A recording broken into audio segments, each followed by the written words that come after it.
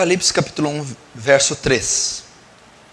Bem-aventurados aqueles que leem e aqueles que ouvem as palavras da profecia e guardam as coisas nelas escritas, pois o tempo está próximo. Bem-aventurados aqueles que leem e aqueles que ouvem as palavras da profecia e guardam as coisas que nela escrita, pois o tempo está próximo. Não existe outro tema mais oportuno, mais atual, mais pertinente para se pregar nos tempos de hoje do que sobre o Apocalipse. Por que eu falo isso? Porque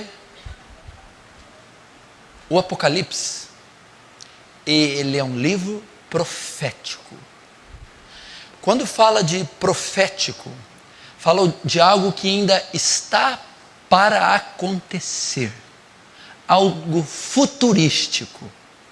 Então o Apocalipse, ele tem um caráter futuro. Só que o futuro, ele, apesar de não ser o presente, ele um dia acontecerá. E eu quero dizer para vocês que nesse exato dia, nesse exato mês, nesse exato país, nessa cidade, nesse estado, nessa exata hora, nós estamos vivendo o Apocalipse. O Apocalipse para nós não é mais futuro. Ele já foi futuro para a igreja primitiva.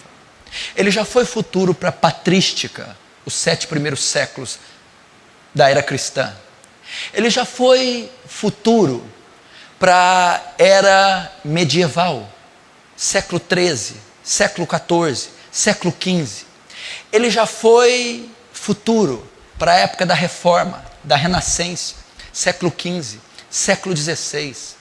Ele já foi futuro para a era das missões modernas, do puritanismo. Mas agora, no século 21, no pós-modernismo, o Apocalipse não é mais futuro. O Apocalipse é presente. O Apocalipse é hoje. O Apocalipse é agora. A Bíblia mostra mais de 2.000 referências da volta de Jesus. Todas as profecias da primeira vinda de Jesus, todas, já foram cumpridas. Vocês têm visto um pastor aqui nessa igreja. Vocês têm acompanhado a trajetória desse ministério. E vocês têm visto os meus apelos aqui quanto ao que está acontecendo. Vocês estão vendo o cenário mundial. Vocês estão vendo o contexto político, econômico. Vocês estão assistindo o estado das igrejas. Vocês estão vendo a sociedade, o que está acontecendo. E isso só tem um propósito: alertar o povo de Deus da volta de Jesus. E apesar dos meus esforços, esses pastores e obreiros, dos apelos que eu tenho feito nesse púlpito, das pregações que são repetitivas, parece que muitos insistem em não acreditar que Jesus vai voltar. Muitos insistem em seguir a mesma vida, onde não há qualquer indício de mudança, fazendo assim você vítima dos acontecimentos que estão por vir. Infelizmente, a maioria de vocês veio de uma cultura pós-moderna, que visa o ter e não o ser, que visa a felicidade, conforto, riqueza, prosperidade, e não vida eterna e salvação.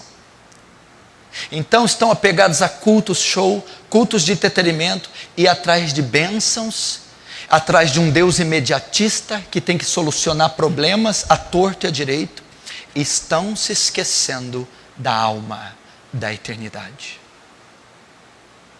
Possivelmente alguns aqui não passarão de 2014. Outros chegarão até 2015. Quem sabe alguns em meados de 2020 já não estejam mais conosco. Então o que vai contar vai ser a sua ressurreição. Se dará na glória com Cristo ou no mais profundo dos infernos. Então toda essa trajetória folclórica, toda essa trajetória humanista virará palha, pó, cinzas, e entraremos então na eternidade. Uns para o juízo total, outros para a salvação total. E hoje eu venho aqui, no início do ano, quase já chegando no meio da década de 2014, alertar mais uma vez o povo de Deus à segunda vinda. Nós não vamos viver o Apocalipse, nós já estamos vivendo. E a Bíblia diz assim: para que vós andeis de modo digno para a vocação que foste chamados. Ou seja, andem de acordo com os tempos que vocês estão vivendo. Andem de acordo com os acontecimentos que vocês estão vivendo. Por exemplo, se eu sei que a cidade está sofrendo uma epidemia, eu não posso ir para a praia. Se eu sei que está tendo um incêndio no meu bairro, eu não posso ali comer um lanche. Eu vou viver de acordo com a crise local, eu vou viver de acordo com a minha realidade. A mesma coisa, a nossa realidade é apocalíptica. A nossa realidade é eterna.